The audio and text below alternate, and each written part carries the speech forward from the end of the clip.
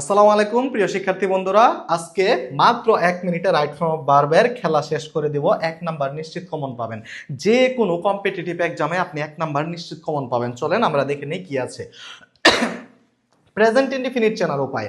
কোনো সেন্টেন্সে যদি occasionally, often, usually, regularly, generally, always, daily, every, normally, sometimes, seldom পান, তাহলে অটোমেটিক্যালি কি হবে?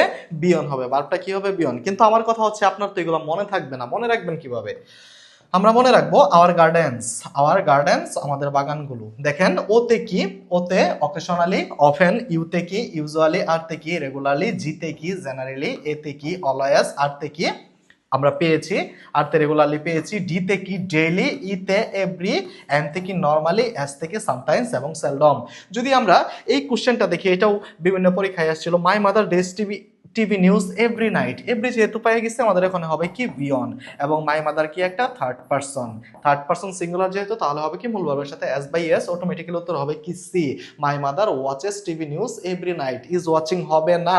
তারপর আমরা দেখি প্রেজেন্ট পারফেক্ট চেনার উপায়। কোনো সেন্টেন্সে যদি ever, already, so far, immediately, lately, yet, just now, up to now এবং রিসেন্টলি পেয়ে যান, তাহলে অটোমেটিক্যালি সেখানে উত্তর দিবেন কি হ্যাভ অথবা হ্যাজ প্লাস বি থ্রি। কারণ প্রেজেন্ট পারফেক্ট মানে কি হ্যাভ অথবা হ্যাজ প্লাস বি থ্রি। কিন্তু কথা হচ্ছে মনে রাখবেন কিভাবে। দেখেন আপনি ইজিলি মনে রাখতে পারেন।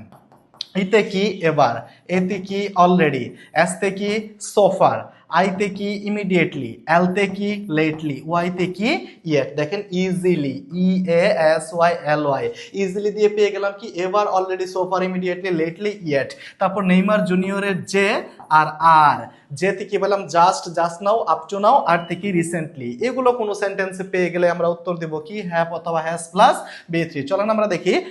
I dash him only one letter up to now. আমরা কি পাইছি কোনো একটা সেন্টেন্সে আপ টু নাও পেলেও কি হবে? সেটা প্রেজেন্ট পারফেক্ট টেন্স হবে। আর প্রেজেন্ট পারফেক্ট টেন্স মানে কি have has plus V three. তাহলে এটা উত্তর হবে না, এটা হবে না, এটা হবে না, উত্তর হবে কি হ্যাভ সেন্ট।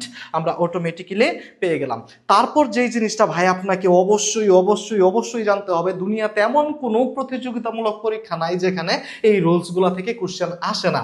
ফার্স্ট ইনডিফিনিট চেনার উপায়, এটা হচ্ছে ফার্স্ট ইনডিফিনিটের টেন্স মার্কার। কোনো সেন্টেন্সে যদি yesterday, since, long since, ago, long ago, once upon, last day, last night, last month পেয়ে যান, অটোমেটিক্যালি সেখানে ভার্বটা হবে কি বি টু। আপনি এখান থেকে কমন পাবেনই।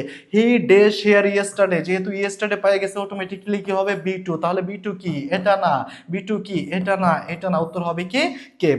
তারপর যেটা মোস্ট ইম্পর্টেন্টলি এখান থেকেও কোশ্চেন আসে, হোয়াইল। ভালো করে খেয়াল করে দেখেন, হোয়াইলের পর সবসময় কি হয়? বিয়ন প্লাস আইএনজি হয়। কিন্তু হোয়াইলের পর সাবজেক্ট থাকলে ওই সাবজেক্ট অনুযায়ী একটা ওয়াজ বা ওয়ার দিবেন, তারপর বিয়ন প্লাস আইএনজি আপনি অবশ্যই দিবেন। এটাও বিভিন্ন পরীক্ষায় আসা কোশ্চেন।